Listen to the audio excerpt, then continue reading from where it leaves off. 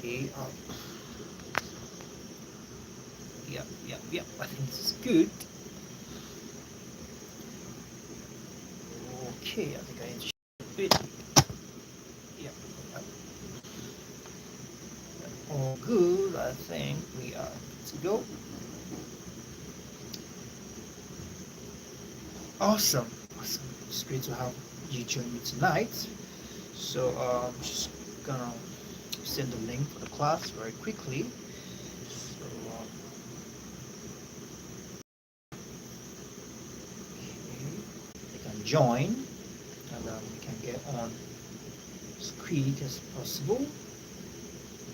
So tonight we are taking the course, continuation of the course, GST 101 Communications, um, GST 101.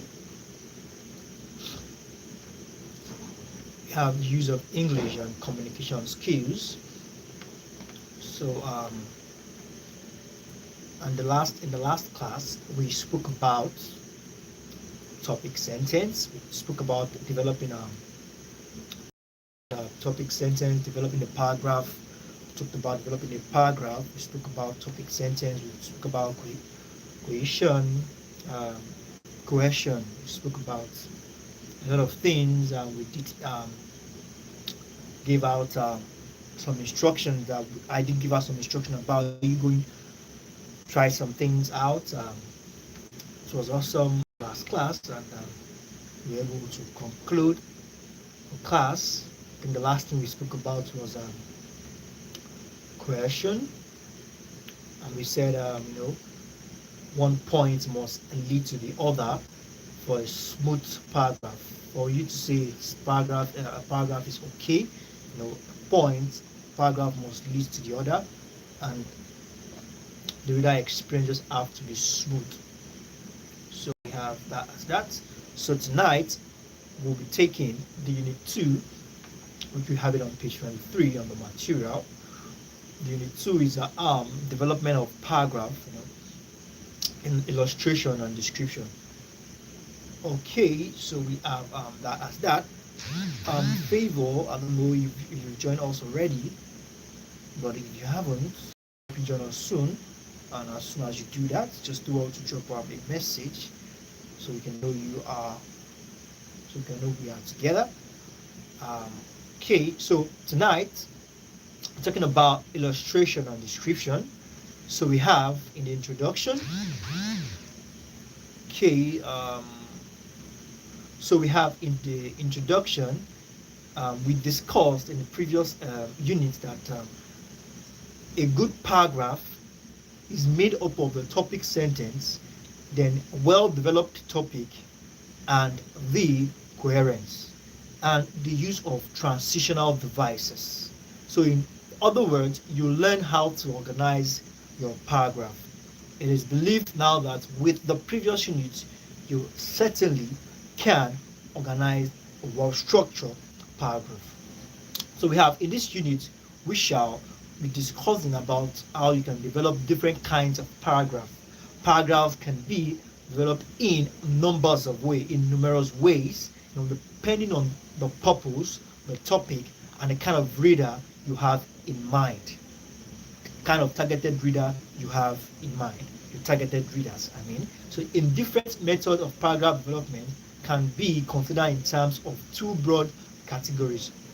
Speaking of developing a paragraph, it can be considered from two different broad categories. We have those which stay strictly with the scope of the topic, observing the scope of the topic strictly, or the second way, which is techniques which involve a second topic that has to do with comparison and contrast.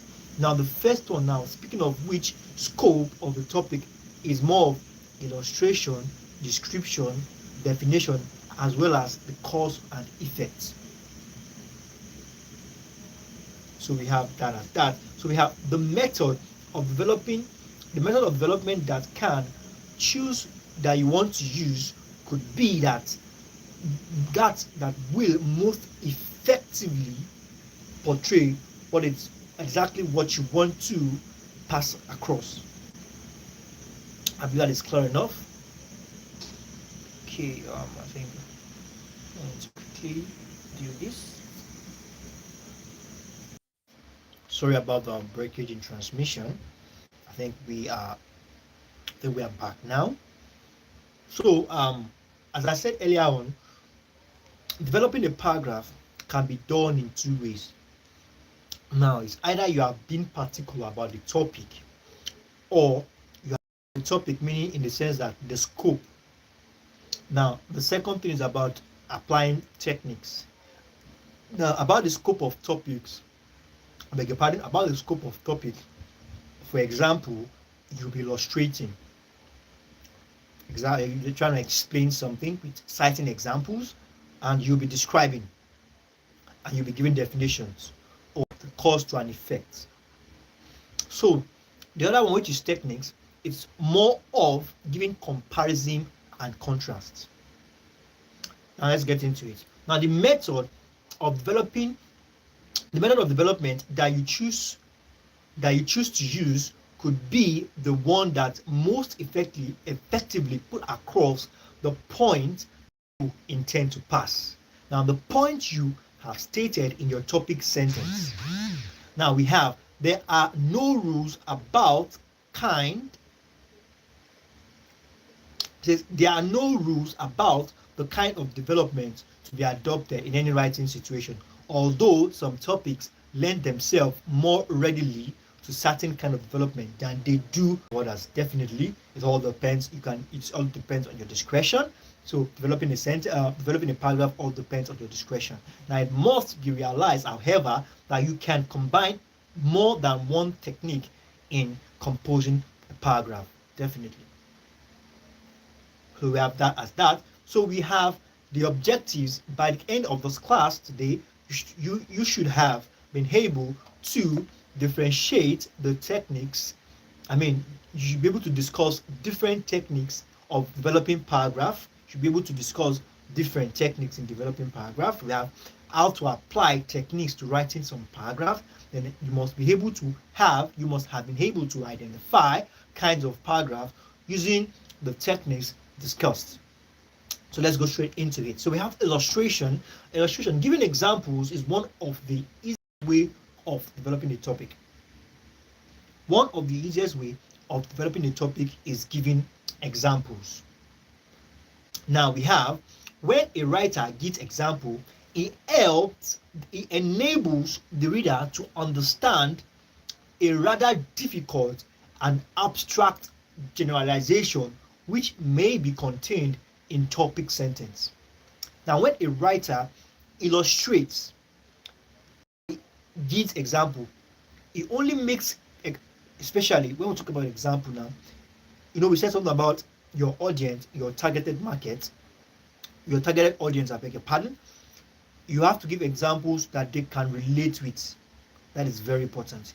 You have to give examples they can relate with to enhance their comprehension ability. So now giving illustrations now or giving example will not help them to understand whatsoever it is you are talking about. Not to forget, you are the one passing the message across. So you should be able to give it passed across using medium or using languages that your targeted audience can comprehend. Then communication is effective. So we have now as a writer, you should be able to persuade the reader. Giving illustrations now, your illustration is to enable you to persuade the reader that the topic is correct because there is an example to support it. As someone writing or trying to put something and get something across, you must be able to persuade your reader that what you are talking about is absolutely correct. As a matter of fact, here are the realistic example to buttress it, your claim.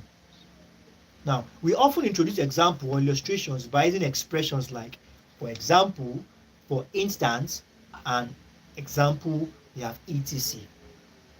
Now we have, let's take this first Example, this is example one. We have developing a paragraph by illustration. I'm going to read this out, so you just pay attention. All warm-blooded animals are incredibly helpless at first. Young birds and young bats must be taught to fly. Thousands of young seals and young sea lions are drowned every year. They never learn to swim naturally. The mother has to take them out under a flipper and show them how. Birds sing without instruction, but they do not sing well unless they have had an opportunity of hearing older and more adept members of their species. Now, older harvest mice build better nests than the beginners. Now, it is said that the young elephant has not seemed to know at first that his trunk is full. Now, it gets in his way and seems more of an hindrance than help until his parents show him what to do with it. Now, insects indeed seem to start life completely equipped with all necessary reflexes. But even then, the concept of instinct seems to require more. The concept of instincts seem to require some modification. Now, for they improve their talents with practice. Young spiders, for example, begin by making quite primitive little webs and only attain perfection in their art in course of time. And older spiders, if deprived of their spinners, will take to hunting. So we have that piece of writing was from Events B and Natural History of Nonsense, Alfred A. I think it's a piece from two different persons. So you can imagine what the piece has passed across. I think I need to enlarge my material a bit. I'm really struggling seeing. Okay, I think I'm just gonna enlarge. Yeah, I think it's better this way. Yeah. Is it to read now? Okay. So we have the glossary. We have the warm-blooded. We have Miss Justina. It's great to have you, but this is actually not your class. This is GST 102. I think we're having our class pretty much later today by 9:30. So good evening.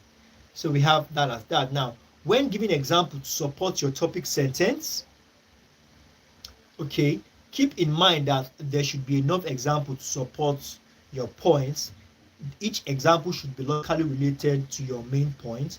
Each example should be developed with interesting details. Note that the writer of the paragraph above does not merely list the example but tells us in what way each of these animals is helpless. The result of their helplessness and how they become self-sufficient. So as you can see from the paragraph above, we have from paragraph above, it started with all warm-blooded animals are incredibly helpless at first. Speaking of which, all warm-blooded animals from the infant stage, he elaborates on how helpless they are, citing examples with birds, citing examples with sea lions and with seals, citing examples with how terrible they are at swimming at first. Cited some examples with birds, how they have to learn how to sing, from older birds. He also cited an example with insects, cited an example with spiders. All example was pointed at something, how helpless warm-blooded animals could be at their infants. So that's how you are to structure your paragraph if you are using the illustration technique. So we have that as that. Then we move to the next one, and the next thing we have here, we have now we're going to talk about description. Description now speaks about you may never have to write descriptions which are complete in themselves, but you may need to include description in other piece of writing. Can we then say description is one of the spices or one of the recipe that makes a complete paragraph? Now we then say, can we then say personal letters, narratives, reports, and travel logs? You may like to describe people, places, objects, habits, and conditions, as well as scenes such as accidents. Now, since descriptions are concerned with detail, the larger and more precise your vocabulary, the better your descriptive writing will be. The following items are usually included in descriptive writing. Now, take note of this. It says, since descriptions are concerned with detail, the larger and more precise. I beg your pardon, my phone was giving me signs, so I needed to just quickly sort out that before it shuts down the live stream. So we have it's concerned with detail. So the larger and the more precise your vocabulary, the better your descriptive writing would be. Let's take note of that. The more precise and the larger and more precise your vocabulary, the better your descriptive writing will be. It is better, your descriptive writing is good, or is better if you use your vocabularies rightly or correctly. So we have that as that. So we have following items are usually included in the descriptive writing. So we have place, and position. Okay, for descriptive writing, you have place and position, direction. So you could tell if an essay is a descriptive one or if the text is a descriptive one if it has the place and position direction, measurements, weight, size, volume, distance, shapes and patterns, colors and textures, materials and substance. All these are what makes up a descriptive text. Okay, so we have that as that. So we have, let's take this example. Now, development of a paragraph by description. So we are going. This is a paragraph. I really don't know why Miss Favor has not said a thing. Now I really don't know why she's yet to say a thing. Okay, but I just believe you are the third person. I believe you are here. I am just hopeful. Okay, maybe if you are not here, then I believe you just watch the class, the highlights after the whole thing is ended. Okay, so we have Dallas Stats. Okay, awesome. Oh, somebody said something. Okay, sir, you're welcome. I think you came a bit late, but nevertheless, I think you've been with us. Yeah, you've been with us. Yeah. So let's just continue. So this is a paragraph developed with the technique of using description. Now we have of the more than 20 species of small whales, or 300-pound playboy is identified by his gentle eye. Now, his 8 to 12 foot length and his laughing face. The porpoise has no teeth at birth. Now we have, they begin to appear from 44 to 50 in each jaw. We have a few weeks later, though his suckles for about a year and a half. It begins to munch small squid at 4 months. It breathes through a single nostril, a crescent shape, a blow in his head that closes upon contact with water. This is also the source of his voice, and it can vibrate it like human lip. So we have his eyes set just back from the mouth, or like human beings capable of wrangling. So we have he hears through a cushioned inner ear and periodic bone, and has the keenest auditory sense of any animal. Now, his brain weighs about 3.7 pounds, which in cell can pack. So we have some, which, okay, I think I've gone through that. Sorry for, I don't know who was calling me. Just very long time to call me. So we have his brain weigh about 3.7 pounds, which in cell can per cubic centimeter is the same as man's. Now, brain biologists believe that porpoises may have higher potential intelligent quotients than man, but have never had to develop it because they are so perfectly adapted to their environment. So we have this piece of writing from J.D. Braxton of the Sea and Marvels and Mysteries of Animal World. So we have that. So as you can see, just like we said something about description, yeah, a lot of measurements, a lot of place. Okay, Miss Favor says she's online but she can't comment. That's quite that. That is but it's live here and it's showing. I mean, somebody just came in. Awesome. Definitely, you are live. You're live. So I'm so sorry about that, but that is not supposed to be so.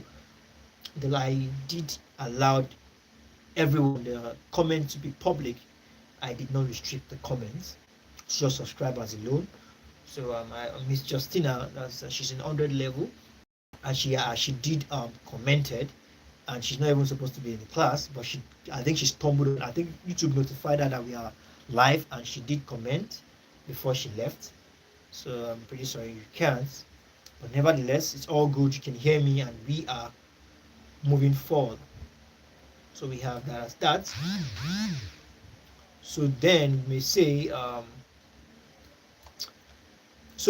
you now know what it's like if you come across a text where it speaks about the place and position, giving direction, the measurements based in weight, volume and distance, shape and pattern, colors and texture, materials and substance.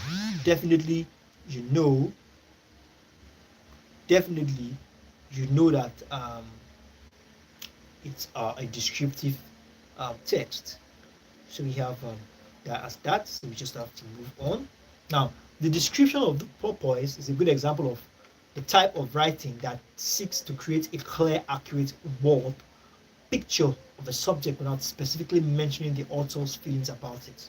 Now, notice this way in which the writer has built up a picture of the porpoise. Now, we have the first sentence gives the general characteristics of the porpoise. Now, the rest of the sentences are details to develop the subject. Now, these details are concerned with the physical appearance of the subject, such as its teeth, nose, eyes, ears, and a brain. Most good description follow this progression from the general to the more specific. When you write description, keep in mind that you must begin with the general appearance. Select such physical details as will support the description of the general appearance. For example, you want to write about Lagos. General appearance of Lagos could be the crazy life. Lagos is characterized with this crazy life of hustle and bustling. You can just start your topic sentence could be crazy life of Lagos. Then give it a physical detail to support your description. Physical detail could be hold up, congested houses. Houses are congested. Hold up and traffic. Yeah, traffic. A lot of persons rushing to work. Are congested. People struggle to walk on the road. All those things are descriptions to your topic. So we have describe each object by giving characteristic size about the size of the vehicles. In Lagos, we have what we call BRT. I was born and bred in Lagos. You know, just yeah, I am currently in Abuja. There's something we call BRT in Lagos. So you can talk about BRT. The color there was red. I don't know what it's like. It's been a while now, so I don't know what it's like now. But then it was red. You can talk about the flyover bridges. You can talk about the roads. You can talk about the the pedestrians. These are all the things you can talk about.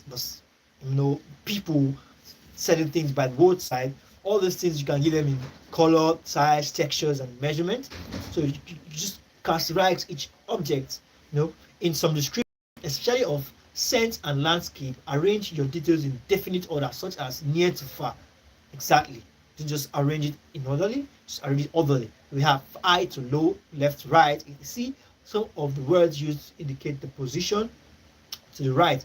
It's words like to the right, to the left, in the center, next to, along the, across. All these words will help a lot. So we have right side, between, opposite, below, above, beyond, under, over, on the eastern end, alongside, beneath, and surrounding, to the east, west, north, slash south. All these words will definitely help. So we have that as that, and we are done with the description part of it tonight. So we have that. So we've basically spoken about in tonight's class. We've basically spoken about the description, and we've spoken about we said a lot of things about descriptions, how effective, the things you need to watch out for, the things you need to pay attention to. And I believe by now, if you are using the description technique, then you can go ahead with developing your paragraph. And we've spoken about illustration too. So this brings us to the end of tonight's class. So we're just gonna take this. Now it's not the time to give assignment because we are all busy with our TMA, which is excusable, which is understandable. So the conclusion is we have been able to talk about the use of illustration and description to develop paragraph. Now you need to practice this way, developing paragraph in one day in your day-to-day writing. Remember, the more vivid your description, the better your writing. Now, in the unit, in this unit, we've been able to establish some discussion of how we can use illustrations and description to develop our paragraph. Now, this is just the beginning of the paragraph development. In the next unit, we will learn many other ways which paragraph can be developed. The overall aim of the exercise is to make you an effective writer. Thank you very much, guys. This brings us to the end of today's tutorial. I appreciate you guys for sticking around. I just believe this shouldn't be the last to this class. Do well to come back, check it out, and practice what we've discussed tonight. Correct practice make perfection. So that's that for that. Thank you very much, guys, and look forward to see you in subsequent tutorials. Bye bye.